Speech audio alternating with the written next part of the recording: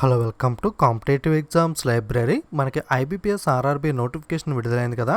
ఇందులో చాలామంది కొన్ని డౌట్స్ అడిగారు. అలాగే మనకి లాస్ట్ ఇయర్ కట్ ఆఫ్ ఎంత ఉంది, అలాగే నోటిఫికేషన్లో మీరు గమనించిన మోస్ట్ ఇంపార్టెంట్ పాయింట్స్కి సంబంధించి ఈ వీడియోలో ఇన్ఫర్మేషన్ అనేది తెలుసుకుందాం. వీడియోని స్కిప్ చేయకుండా పూర్తిగా చూడండి.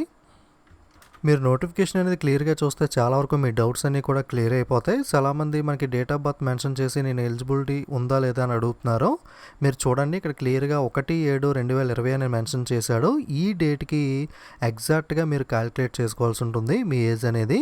సో ఆ అసిస్టెంట్ మేనేజర్కి అయితే మినిమం 18, మ్యాక్సిమం 30 సంవత్సరాలు అనేది ఎగ్జాక్ట్గా ఈ డేట్కి ఉండాల్సి ఉంటుంది. ఇన్ కేస్ మీరు ఎస్సీ ఎస్టీ అయితే కనుక 35 సంవత్సరాల దాకా, ఓబీసీ వాళ్ళు అయితే 33 సంవత్సరాల దాకా కూడా అప్లై చేసుకోవచ్చు.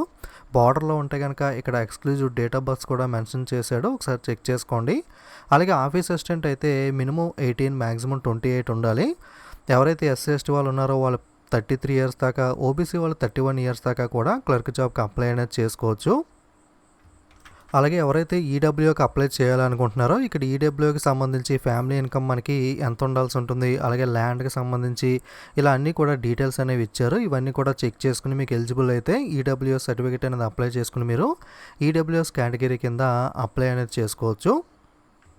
ఇక చాలామంది ఎడ్యుకేషన్ క్వాలిఫికేషన్లో మనకి ఫైనల్ ఇయర్ వాళ్ళు అప్లై చేసుకోవచ్చా లేదా అని చెప్పి అడుగుతున్నారు. యాక్చువల్గా మనకి నార్మల్ టైంలో అయితే ఈ టైంకి మనకి ఎగ్జామ్స్ అనేవి అయిపోయి రిజల్ట్స్ అనేవి వచ్చేసి మీకు డిగ్రీ అనేది కానీ లేదా బీటెక్ కానీ కంప్లీట్ అయి ఉండేది. కానీ ప్రజెంట్ కోవిడ్-19 వల్ల ఎగ్జామ్స్ అనేది జరగలేదు కాబట్టి చాలామంది డౌట్ అనేది అడుగుతున్నారు. మామూలుగా ఇక్కడ నోటిఫికేషన్లో ఇచ్చిన రూల్ ప్రకారం మీరు చూసినట్లయితే ఇక్కడ క్లియర్గా ఇచ్చాడు చూడండి. All the educational qualification mention should be from university approved from government regulatory body and the result should have been declared on are before 21/7/2020. అంటే మీకు జూలై 21 అంటే అప్లై చేయడానికి చివరి తేదీ ఇది. ఈ తేదీ నాటికి ఖచ్చితంగా రిజల్ట్స్ అనేవి వచ్చి ఉండాల్సి ఉంటుంది. అంటే రిజల్ట్స్ అనేవి డిక్లేర్ చేసి ఉండాల్సి ఉంటుంది. ఆ తారీఖు కానీ అంతకన్నా ముందు కానీ మీ రిజల్ట్స్ అనేవి వస్తేనే మీకు ఎలిజిబిలిటీ అనేది ఉంటుంది. అకార్డింగ్ టు ద నోటిఫికేషన్ అయితే మనకి క్లియర్గా ఇచ్చారు. అలాగే మీకు డాక్యుమెంట్ వెరిఫికేషన్ కానీ ఇంటర్వ్యూ అప్పుడు కానీ క్లియర్గా చెక్ చేస్తారు మీ రిజల్ట్ అనేది ఈ డేట్కి అన్నా ముందు వచ్చిందా లేదా అనేది. కానీ ప్రజెంట్ సిచ్యువేషన్ వల్ల మనకి క్లారిటీ లేదు కాబట్టి దీనికి సంబంధించి ఏమైనా మళ్ళీ అప్డేట్ రిలీజ్ చేస్తారా లేదా అనేది మనకి క్లారిటీ లేదు. మీకు చూడండి, జూలై 21 కల్లా మ్యాక్సిమం అందరూ పాస్ అని చెప్పి మీకు క్లారిటీగా అఫీషియల్గా ఏదైనా ఇన్ఫర్మేషన్ వస్తే కనుక మీకు అప్లై చేసుకోవడానికి ప్రాబ్లం అనేది లేదు. ఓకే, ఇక్కడ మెన్షన్ చేసిన దాని ప్రకారం అయితే ఖచ్చితంగా 21/7/2020 నాటికి మీకు డిక్లరేషన్ అనేది ఇచ్చి ఉండాల్సి ఉంటుంది. సో మీకు రిజల్ట్ అనేది ఏంటి సంగతి అనేది. అలాగే ఎగ్జామ్ లాంగ్వేజ్కి సంబంధించి ఇక్కడ మీడియం ఆఫ్ ఎగ్జామ్ అని చెప్పి ఒక స్టార్ మార్క్ ఇవ్వడం జరిగింది. ఈ రెండు కూడా ప్రిలిమ్స్ అనేవి. అలాగే మెయిన్స్కి కూడా ఇక్కడ స్టార్ మార్క్ అనేది ఇచ్చాడు. మీకు ఇంగ్లీష్ పేపర్ కానీ హిందీ కానీ మీరు సెలెక్ట్ చేసుకుంటే ఇవి మాత్రం ఇంగ్లీష్ లాంగ్వేజ్ అయితే ఇంగ్లీష్లోను, హిందీ అయితే హిందీలోనే ఉంటుంది. దీనికైతే వేరే లాంగ్వేజ్ ఆప్షన్ అనేది ఉండదు. So PO clerk prelims mains రెండు కూడా మీకు స్టార్ మార్క్ ఇవ్వడం జరిగింది కాబట్టి రెండు కూడా మనకి ఆంధ్రప్రదేశ్ స్టేట్లో అయితే మనకి version of media of examination అనేది ఇంగ్లీష్, హిందీ మరియు తెలుగు లాంగ్వేజ్లో అనేది మీకు ఇవ్వడం పేపర్ జరుగుతుంది. అలాగే మనకి తెలంగాణ చూసుకున్నట్లయితే ఇంగ్లీష్, హిందీ, తెలుగు అలాగే ఉర్దూలో కూడా తెలంగాణలో అయితే పేపర్ అనేది ఇస్తారు. మీకు పీఓ అండ్ క్లర్క్ రెండింటికి కూడా ఆప్షన్ ఉంటుంది. అలా కాకుండా మిగతా జనరల్ బ్యాంకింగ్ ఆఫీసర్ ఇలాంటి వాటికైతే మాత్రం మీకు హిందీ, ఇంగ్లీష్లో మాత్రమే పేపర్ అనేది ఉంటుంది. ఇది మీరు గమనించవచ్చు. అండ్ ఇంకొక విషయం ఏంటంటే ఎవరైనా officer scale to general banking ఆఫీసర్కి అప్లై చేయాలి అనుకుంటే కనుక దీనికి ఎక్స్పీరియన్స్ అనేది ఉండాల్సి ఉంటుంది. కాకపోతే ఇక్కడ మీకు ఏదన్నా ఒక బ్యాంక్లో, ప్రైవేట్ బ్యాంక్ అవ్వచ్చు, పబ్లిక్ బ్యాంక్ అవ్వచ్చు, అలాగే ఏదైనా ఫైనాన్షియల్ ఇన్స్టిట్యూషన్స్లో కానీ బ్యాంక్లో కానీ 2 ఇయర్స్ ఆఫీసర్గా కనుక మీకు ఎక్స్పీరియన్స్ అనేది ఉంటే కనుక మీరు గ్రాడ్యుయేషన్తో పాటు దీనికి అప్లై చేసుకోవచ్చు. ఎవరైనా ఎక్స్పీరియన్స్ ఉంటే ఖచ్చితంగా దీనికి అప్లై చేసుకోండి. కాంపిటీషన్ అనేది మనకి పీఓ క్లర్క్తో కంపేర్ చేసుకుంటే చాలా తక్కువ కాంపిటీషన్, అలాగే కట్ ఆఫ్ అనేది కూడా తక్కువగా ఉంటుంది వాటితో కంపేర్ చేస్తే. మీకు ఎక్స్పీరియన్స్ ఉంటే మీకు కొంచెం మీరు ప్రిపేర్ అయితే కనుక ఈజీగా ఈ జాబ్ అనేది క్రాక్ చేసే అవకాశం కూడా ఉంటుంది. అలాగే వేకెన్సీస్లో మీకు ఎన్ఆర్ అని అలాగే 0 అని ఉంది కదా. సో మీకు ఆంధ్రప్రదేశ్లో ఆంధ్రప్రగతి గ్రామీణ బ్యాంక్లో ఎన్ఆర్ అని చెప్పి ఇవ్వడం జరిగింది. ఎన్ఆర్ అంటే ఏంటి అంటే నాట్ రిపోర్టెడ్ అని చెప్పి. మీకు నోటిఫికేషన్ తయారు చేసే ముందు ఐబీపీఎస్ అన్ని బ్యాంకులకు కూడా మనకి ఇన్ఫర్మేషన్ అనేది ఇవ్వండి అని చెప్పి అడగడం జరుగుతుంది. మీ బ్యాంక్లో ఎన్ని వేకెన్సీస్ ఉన్నాయని చెప్పి. అప్పుడు ఆ బ్యాంక్స్ అనేవి మా బ్యాంక్లో ఇన్ని వేకెన్సీస్ ఉన్నాయని చెప్పి వాళ్ళు క్లియర్గా మెన్షన్ చేస్తూ ఐబీపీఎస్కి ఇన్ఫర్మేషన్ ఇస్తారు. ఆ ఇన్ఫర్మేషన్ మొత్తం అన్ని యాడ్ చేసి మనకి ఐబీపీఎస్ నోటిఫికేషన్ ఇస్తుంది. కానీ కొన్ని బ్యాంక్స్ ఏం చేస్తాయంటే ఇన్ఫర్మేషన్ అనేది కొన్ని రీజన్స్ వల్ల మనకి రిపోర్ట్ అనేది చెయ్యు ఎన్ని వేకెన్సీస్ ఉన్నాయని. అటువంటి రిపోర్ట్ చేయని బ్యాంక్స్ దగ్గర మనకి ఎన్ఆర్ అంటే నాట్ రిపోర్టెడ్ అని చెప్పి వాళ్ళు పబ్లిష్ చేయడం జరుగుతుంది. సో వీళ్ళు తర్వాత అంటే మీకు రిజల్ట్ ఇచ్చేలోపు ఎప్పుడైనా సరే మనకి మిడిల్లో ఎప్పటికప్పుడు ఈ బ్యాంక్ వాళ్ళు వాళ్ళ దగ్గర ఉన్న వేకెన్సీస్ అనేవి అప్డేట్ చేయడం జరుగుతుంది. ఆ వేకెన్సీస్ అనేవి తర్వాత మనకి ఇంక్లూడ్ అవుతాయి. అది కన్ఫామ్గా 100% ఇంక్లూడ్ అవుతాయా అవ్వా అన్నది మనం చెప్పలేం. ఎందుకంటే వాళ్ళు తర్వాత మనకి జీరో అని కూడా అప్డేట్ చేయొచ్చు, మా బ్యాంకులో ఎటువంటి వేకెన్సీస్ లేవని చెప్పి అక్కడిక్కడ జీరో అనేది వస్తుంది. లేదా ఆల్రెడీ మెన్షన్ చేసిన బ్యాంక్స్ కూడా కొన్ని జాబ్స్ తగ్గించే అవకాశం ఉంది, అలాగే పెంచే అవకాశం కూడా ఉంది. నాట్ రిపోర్టెడ్ దగ్గర అయితే మనకి మ్యాక్సిమం పర్సంటేజ్ 90% అయితే ఎన్నో కొన్ని వేకెన్సీస్ అయితే మనకి యాడ్ అవ్వడానికి ఎక్కువ మెజారిటీ ఛాన్స్ ఉంది. బట్ 100% అయితే గ్యారంటీగా చెప్పలేం. వేకెన్సీస్ అనేవి వాళ్ళు రిపోర్ట్ చేయకపోవచ్చు, జీరోగా ఉంచేయచ్చు అలాగా, లేదా జీరోగా రిపోర్ట్ చేయొచ్చు, లేదా కొన్ని వేకెన్సీస్ అనేవి రిపోర్ట్ చేయొచ్చు. అలాగే ఇక్కడ జీరో అంటే ఏంటి అంటే వాళ్ళు రిపోర్ట్ చేశారు, కానీ ఇక్కడ మీరు ఫర్ ఎగ్జాంపుల్ చూస్తే అరుణాచల్ ప్రదేశ్లో చూడండి, ఎస్సీలో 3 ఉన్నాయి అంటే వీళ్ళు రిపోర్ట్ చేశారు. ఎస్సీలో 3 ఉన్నాయని చెప్పి, అలాగే జనరల్లో 3 ఉన్నాయని చెప్పి వీళ్ళు రిపోర్ట్ చేశారు. ఎస్సీలో అయితే 0, ఓబీసీలో అయితే 0. అంటే ప్రజెంట్ వాళ్ళకి ఉన్న రిక్వైర్మెంట్ అలాగే వాళ్ళ దగ్గర ఇన్ఫర్మేషన్ ప్రకారం ఎస్సీలో అయితే ఎటువంటి వేకెన్సీస్ అనేవి లేవు అని అర్థం ఈ బ్యాంక్లో. ఇన్ కేస్ ఫ్యూచర్లో ఏదైనా వేకెన్సీస్ అనేది వాళ్ళకి ఇన్ఫర్మేషన్ అప్డేట్ అయినా, లేదా వాళ్ళకి ఎవరైనా రిజైన్ చేసినా, లేదా వేకెన్సీస్ కావాల్సి వచ్చినా సరే తర్వాత కూడా అప్డేట్ చేసే అవకాశం అయితే కొంత పర్సంటేజ్ ఉంది. కన్ఫామ్గా అయితే చెప్పలేం, కానీ మనకి ఎన్ఆర్ అని ఇచ్చినా, జీరో అని ఇచ్చినా అంటే ఫ్యూచర్లో ఇవి మారే అవకాశం అనేది ఉంది. బట్ ఎన్ఆర్ అని ఇస్తే మనకి ఖచ్చితంగా వాళ్ళు రిపోర్ట్ చేయలేదు అంటే మనకు హోప్తో ఉండొచ్చు ఫ్యూచర్లో రిపోర్ట్ చేసే పర్సంటేజ్ అనేది 90% ఉంటుంది. బట్ జీరో అని ఇస్తే బట్టుకు 99% అయితే మ్యాక్సిమం పెరగకపోవచ్చు. అలాగే 100% ఇక్కడ జీరో దగ్గర మార్పు ఉండదు అని కూడా 100% చెప్పలేం. ఫ్యూచర్లో అయితే మేబీ ఏదైనా ఇన్ఫర్మేషన్ అనేది కానీ అప్డేట్ కానీ జరిగి ఇక్కడ కూడా జీరో ఉన్న చోట కూడా వేకెన్సీస్ అనేవి రావచ్చు. మనకి కేరళ, కర్ణాటకలో అయితే కంప్లీట్గా జీరో వేకెన్సీస్ ఇచ్చారు. అలాగే మీరు సెంటర్స్ దగ్గర కూడా గమనించవచ్చు. ఎందుకో మరి ప్రిలిమ్ సెంటర్ దగ్గర కూడా వాళ్ళు ఎటువంటి సెంటర్స్ కూడా మనకి మెన్షన్ చేయలేదు. సో కర్ణాటక, కేరళ అప్లై చేయొచ్చా లేదా అంటే మనం 100% అయితే చెప్పలేం. వేకెన్సీస్ అనేవి ఉండొచ్చు, ఉండకపోవచ్చు. మనకి అప్లై చేయడానికి ఛాన్స్ ఇస్తారో లేదో కూడా కన్ఫామ్గా అయితే తెలీదు. మీరు ఒకసారి ఐబీపీఎస్ కాల్ సెంటర్కి కాల్ చేసి కూడా కన్ఫర్మేషన్ అనేది చేసుకోండి. క్లియర్గా కనుక్కున్న తర్వాతే అప్లై చేసుకోండి. లేదా మీకు లాంగ్వేజ్ అనేది లోకల్ లాంగ్వేజ్ నేర్చుకోగలం, ఏదైనా అదర్ స్టేట్కి అప్లై చేస్తామంటే మీకు రిస్క్ ఎందుకు అనుకుంటే అదర్ స్టేట్కి అప్లై చేయండి. లేదా ఒకసారి కొన్ని రోజులు వెయిట్ చేసి ఇన్ఫర్మేషన్ అనేది వచ్చాక ఐబీపీఎస్ని కాల్ సెంటర్ కాల్ చేసి కనుక్కుని వాళ్ళు ఏదైనా అప్డేట్ ఇస్తే దాని ప్రకారం మీరు అప్లై అనేది చేసుకోవచ్చు. 100% అయితే కన్ఫర్మేషన్ అనేది మనకి జీరోకి కానీ ఎన్ఆర్ కానీ ఇప్పుడైతే మనం చెప్పలేం. ఓకే, అలాగే నోటిఫికేషన్లో కొన్ని ఇంపార్టెంట్ పాయింట్స్ ఉన్నాయి. చాలామంది ఇవి చూసారా లేదా ఒకసారి చెప్తాను చూడండి. నార్మల్గా మనకి ఎగ్జామ్ జరిగే విధంగా కాకుండా ప్రజెంట్ మనకి కోవిడ్-19 కాబట్టి సోషల్ డిస్టెన్స్ ఇలాంటివన్నీ కూడా మనకి కొన్ని రూల్స్ అండ్ రెగ్యులేషన్స్ అనేవి ఉంటాయి కదా. మ్యాక్సిమం ఎగ్జామ్ సెంటర్కి ముందే రిపోర్ట్ చేయమని చెప్తున్నారు. అంటే అంతకుముందు 10 o'clock రిపోర్ట్ అయితే 11 గంటలకి ఎగ్జామ్ స్టార్ట్ అయ్యేది. చాలామంది లేట్గా కూడా వెళ్ళేవారు. అంటే 11కి ఎగ్జామ్ ఉంటుంది కాబట్టి టైం ఉంటుంది ముందని చెప్పి. అలా కాకుండా మ్యాక్సిమం ముందే వెళ్ళడానికి ట్రై చేయండి. అలాగే రోల్ నెంబర్ లిస్ట్ అనేది ఏదైతే ఉందో ల్యాబ్ నెంబర్ అనేది బయట డిస్ప్లే చేయం, లోపలికి వెళ్ళిన తర్వాత ఇన్ఫామ్ చేస్తామని కూడా ఇక్కడ చెప్పడం జరిగింది. అలాగే ఏ ఐటమ్స్ తీసుకువెళ్ళొచ్చు అని కూడా ఇక్కడ పర్మిషన్స్ ఇవ్వడం జరిగింది. అంటే మాస్క్, వేరింగ్ ఏ మాస్క్ అనేది మనకి కంపల్సరీగా మాస్క్ అనేది పెట్టుకుని వెళ్ళాల్సి ఉంటుంది ఎగ్జామ్కి. అలాగే గ్లౌస్ అనేవి కూడా మెన్షన్ చేశారు.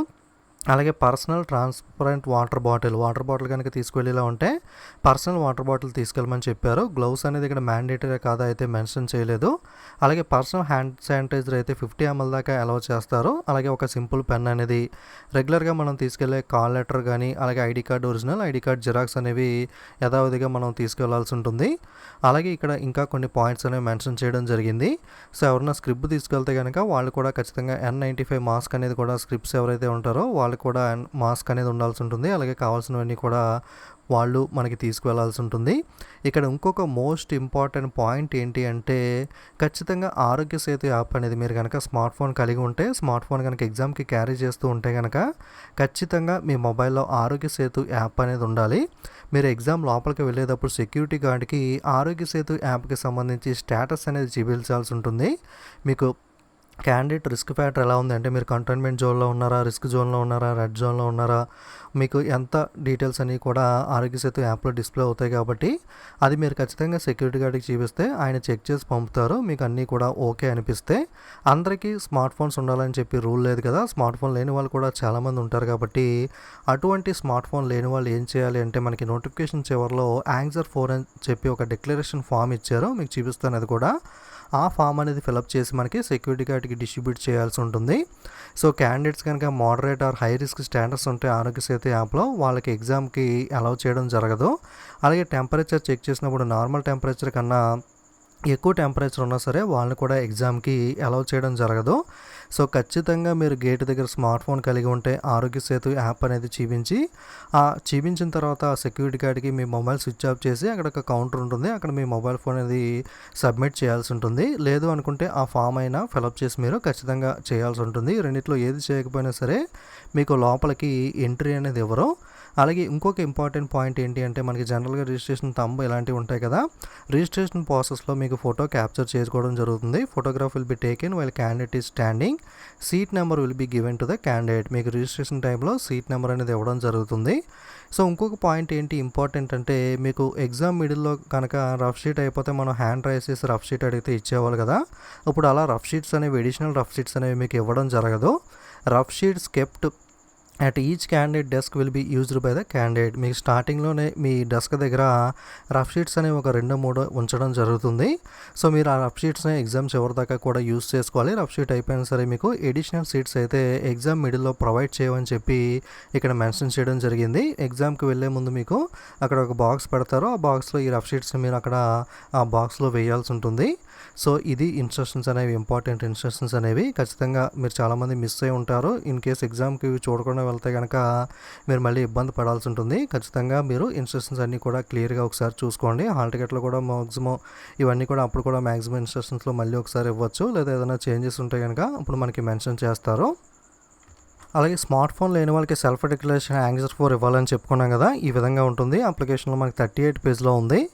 దీంట్లో మనకి మీకు కాఫ్ ఉందా, ఫీవర్ ఉందా, ఇలాంటివి ఏదైనా ఉంటే కనుక టిక్ చేయడం, ఇక్కడ మొత్తం కూడా ఫిలప్ చేసి మీ నేమ్ ఇలాంటివన్నీ కూడా ఫిలప్ చేసి సైన్ చేసి మీరు గేట్ దగ్గర సెక్యూరిటీ గార్డ్కి ఇవ్వాలి. ఏదైనా స్మార్ట్ ఫోన్లో మీరు ఆరోగ్య సేతు స్టేటస్ అన్న చూపించాలి, లేదా ఈ ఫామ్ అన్న ఖచ్చితంగా అయితే మీరు సబ్మిట్ చేయాల్సి ఉంటుంది.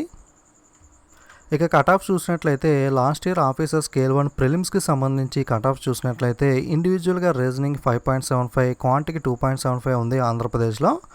ఓవరాల్గా జనరల్గా చూసినట్లయితే 58.50 జనరల్ కట్ ఆఫ్ అనేది ఉంది. ఈ కట్ ఆఫ్ రీచ్ అయిన వాళ్ళకి మనకి ప్రిలిమ్స్ అనేది క్లియర్ అవ్వడం జరిగింది. సో ఆంధ్రప్రదేశ్ కట్ ఆఫ్ చూసుకున్నట్లయితే మనకి పీఓ ఆఫీసర్ స్కేల్ 1కి 58.50, టీఎస్కి సంబంధించి తెలంగాణలో 54గా కట్ ఆఫ్ అనేది మనకి ప్రిలిమ్స్ ఆఫీసర్ స్కేల్ 1కి ఉంది.